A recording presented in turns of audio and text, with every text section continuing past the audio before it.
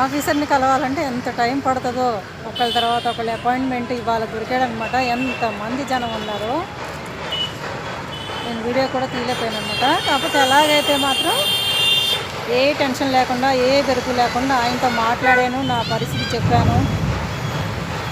ఆయన అయితే బిల్లింగ్గానే పాజిటివ్గానే మాట్లాడారండి. చాలా హ్యాపీ. చూద్దాం, ఇంకొక ఆఫీసరు నా ఫైల్ ఫార్వర్డ్ అయిపోతే ఏడిఆర్ఎం సార్ని కలిస్తే అక్కడ కూడా మాట్లాడితే మళ్ళీ రీజాయిన్ అవ్వచ్చు అనమాట. లేకపోతే నేను మ్యాక్సిమం ట్రాన్స్ఫర్ ఇచ్చానని చెప్పి అడిగాను అనమాట. వాడి వరకు వచ్చేసాను. ఇప్పుడు షోలాపూర్లో ఉంటున్నాను కదా.